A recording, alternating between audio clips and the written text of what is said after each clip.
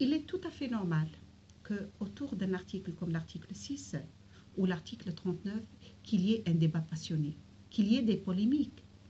Parce que ces deux articles traitent de deux sujets cruciaux, deux sujets très importants pour tous les citoyens tunisiens. L'article 6, il traite de la relation État-religion.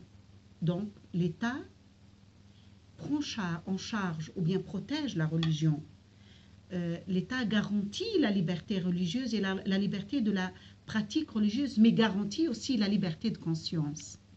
Certes, la liberté de conscience dans notre société, elle peut rimer avec la liberté de mécroire. Mais il ne faut pas avoir peur de cette liberté-là, parce que même par le vertu du texte coranique lui-même, on peut justifier de la liberté de conscience. Et par cette occasion, j'aimerais bien rappeler un livre très intéressant écrit par l'un de mes collègues, Bachir Chammam, sur la liberté de conscience dans le texte coranique. Et puis, cet article-là aussi, l'article 6, il garantit quelque chose de très important, c'est que les mosquées, mais aussi tous les lieux de culte, doivent être gardés en dehors de toute manipulation ou instrumentalisation partisane. Ça, c'est très important.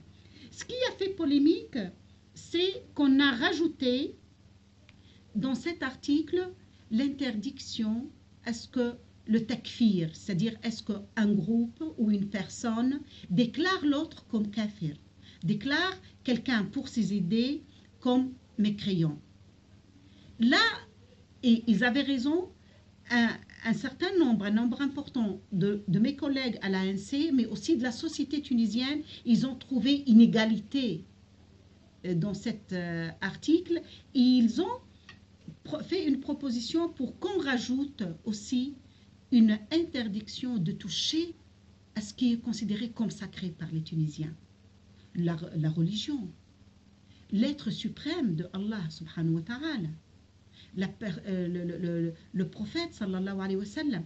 Donc on a trouvé une formule, une phrase qui met les deux interdictions.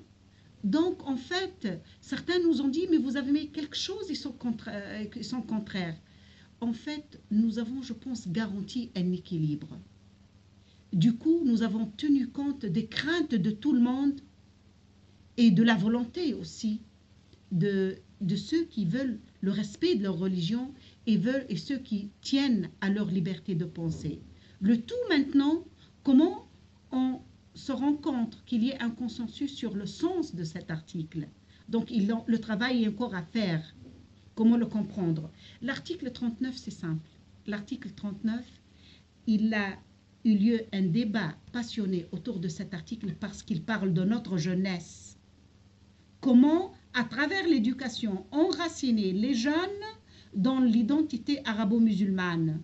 Comment entériner et renforcer l'usage de la langue arabe tout en restant ouvert sur les langues et les civilisations universelles et sur la culture des droits de l'homme. Je pense là aussi on a réussi un bel équilibre parce que oui, en effet, nous voulons notre jeunesse réconciliée avec son identité arabo-musulmane, mais nous la voulons aussi dans la modernité, dans le monde. Donc après un débat un peu houleux, on est arrivé à cette formule de l'article 39 qui n'est pas mal, qui est assez équilibrée.